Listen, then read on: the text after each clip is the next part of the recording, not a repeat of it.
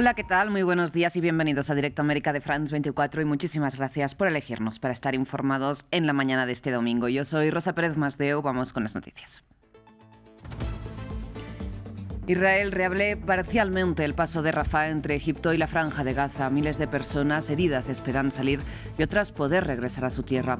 Mientras el gobierno de Netanyahu ordenó el cese de operaciones de Médicos Sin Fronteras en el enclave palestino. Conectamos con Jerusalén. El ayatolá Ali Jamenei advierte que un ataque estadounidense desencadenaría una guerra regional después de que tanto Irán como Estados Unidos confirmaran que están buscando una salida diplomática a la escalada de tensiones militares. Turquía, Qatar, Emiratos o Arabia Saudita estarían implicados en la mediación. Abren las urnas en Costa Rica. 3,7 millones de personas están llamadas a votar en la primera vuelta de las elecciones presidenciales y legislativas. La lucha contra el narcotráfico centró la campaña en uno de los países más estables de la región.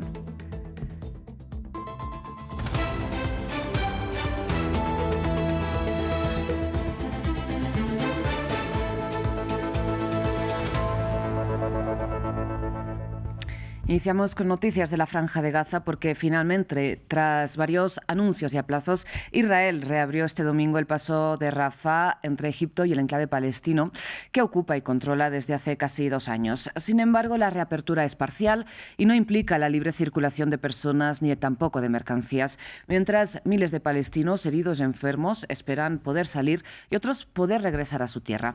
Conectamos a esta hora con nuestra corresponsal en Jerusalén, Yanira Gómez Muñoz. Yanira, muy buenos días. Cuéntanos qué sabemos de cómo está funcionando esta reapertura parcial.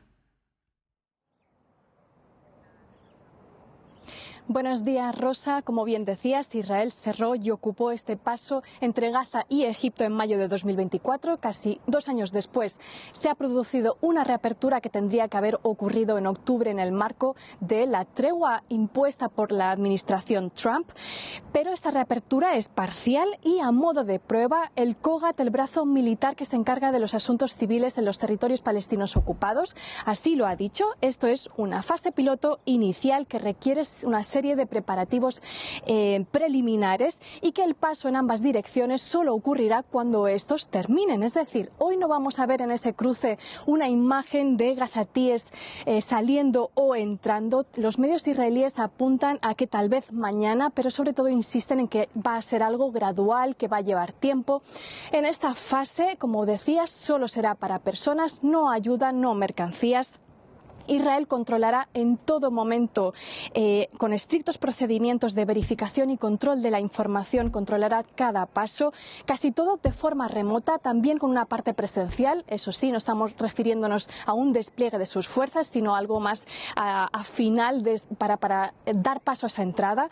Y es que las salidas hacia Egipto van a estar controladas por fuerzas europeas en esta llamada misión de asistencia fronteriza de la Unión Europea, y la Autoridad Nacional Palestina será quien al final se encargue de estampar unos sellos de salida a los gazatíes, mientras que ninguna de las entradas no se va a producir sin una aprobación previa de Israel. Es decir, Egipto tendrá que darle una lista 24 horas antes para que los gazatíes puedan regresar. Tendrán que pasar 2 checkpoints, uno de la Unión Europea y otro mucho más estricto de inspección israelí en áreas bajo su control militar, pero a día de hoy todavía está esta pregunta de ¿cuántos podrán entrar? ¿Cuántos podrán salir? Lo único que tenemos más o menos claro es que son residentes, solo podrán entrar residentes que abandonaron la franja por los bombardeos y los ataques y la crisis humanitaria tras el 7 de octubre de 2023 y que tengan permisos válidos. También sabemos por Reuters, por una investigación, que la intención del gobierno de Netanyahu es que haya más salidas que entradas, y por esto hay todavía una discusión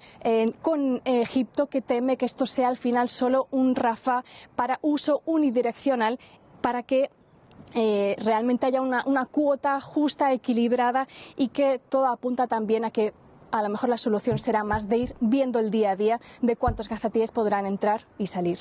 Yanira, pues lo estaremos viendo sin lugar a dudas contigo. Y hablando de este control de la información, ¿no?, que nos comentabas, Israel también anunció este domingo que Médicos Sin Fronteras tiene que cesar este mes sus operaciones en la Franja de Gaza en el marco precisamente de la nueva ley, ¿no?, que obliga a la ONG a compartir información de su personal con el gobierno de Netanyahu. Cuéntanos qué implicaciones tiene este anuncio para la situación humanitaria, ¿no?, en la Franja de Gaza. Bueno, eso es fácil de decir, son graves, es un gran impacto, pero hay que entender que esto es una cruzada mucho mayor de Israel contra las organizaciones humanitarias en general, en el sentido de que está dificultando mucho en Gaza y en Cisjordania sus operaciones, no solo con esto que estamos reportando ahora, sino también, por ejemplo, en concederles visados. Entonces, la noticia de Médicos Sin Fronteras se entiende desde que en marzo el Ministerio de la Diáspora impulsó una reforma de estas organizaciones, que recordemos que en diciembre al final esto se representó en la salida por no tener licencia de 37 organizaciones de la Franja de Gaza que ya no podían trabajar más, entre ellas Médicos Sin Fronteras, que lo que ha hecho en este proceso, que ahora se ha materializado, es que intentó dar un paso atrás, intentar negociar con Israel una especie de garantías básicas, como que Israel le pudiera decir que esta información de darle su lista de trabajadores se usara para fines administrativos y que no pusieran en peligro a su personal,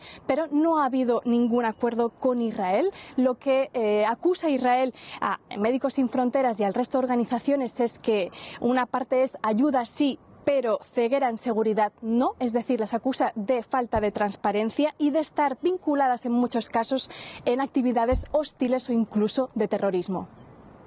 Yanira, pues muchísimas gracias por este contexto, como siempre, y toda esta información. Nosotros de Jerusalén vamos hasta Irán porque el ayatolá Ali Jamenei advirtió a la Casa Blanca que cualquier ataque desencadenaría un conflicto regional. Esto después de que tanto Teherán como Washington confirmaran que están negociando una salida diplomática a la escalada de tensiones militares. En paralelo, el presidente del Parlamento iraní anunció que ahora Irán considera a todos los ejércitos de la Unión Europea como organizaciones terroristas. Se trata de una respuesta al menos simbólica a la inclusión, ¿no?, de la Guardia Revolucionaria en la lista de grupos terroristas de Bruselas. Las conversaciones en curso entre Irán y Estados Unidos vienen acompañadas de una serie de presiones, como las nuevas imágenes de los barcos de guerra desplegados en la región y declaraciones que mezclan amenazas con llamados al diálogo. El sábado por la noche, reporteros que viajan con Donald Trump le preguntaron nuevamente sobre sus intenciones con Teherán. Ciertamente no puedo decirte eso, pero tenemos barcos muy grandes y poderosos dirigiéndose hacia esa dirección. Ya sabes, no puedo decirte, espero que negocien algo que sea aceptable. Por el lado iraní, algunos líderes están intensificando su retórica. Los estadounidenses deben saber que si inician una guerra, esta vez será una guerra regional.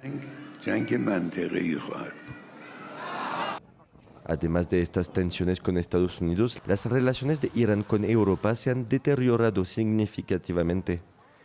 Después de que la Unión Europea declarara a los guardianes de la revolución encargados de sofocar las protestas como una organización terrorista. Irán respondió diciendo que los ejércitos europeos son los terroristas. Los ejércitos europeos son considerados como grupos terroristas y la Unión Europea será responsable de las consecuencias de esta acción.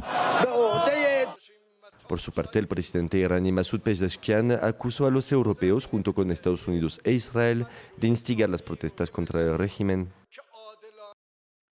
Bien, y Turquía y los países del Golfo no solo están implicados en las mediaciones entre Estados Unidos e Irán, sino que el próximo miércoles Emiratos Árabes Unidos también será la sede de las nuevas conversaciones directas entre Kiev y Moscú, según anunció Volodymyr Zelensky. Las discusiones serán trilaterales, es decir, con la participación también de Estados Unidos. En medio del bloqueo por el control territorial posbélico, el presidente ucraniano insistió en que su país está preparado para diálogos sustanciales, dijo textualmente, que conduzcan al fin de la guerra, que recordemos, empezó ya hace casi 4 años. De hecho, esta noche Rusia mató al menos a 2 personas en Dnipro y esta mañana atacó una maternidad en Zaporilla, según las autoridades ucranianas. Cambiamos de tema, vamos a Costa Rica porque ya abrieron las urnas para la primera vuelta de las elecciones generales. 3,7 millones de personas están llamadas a votar para elegir, por un lado, a 57 diputados y por otro al sucesor o sucesora de Rodrigo Chávez, que podría conocerse esta misma noche si algún candidato supera el 40% de los apoyos tras una campaña centrada en la lucha contra la violencia del narcotráfico en uno de los países, sin embargo, más estables de la región. Veamos. Laura Fernández representa la continuidad del presidente Rodrigo Chávez en Costa Rica.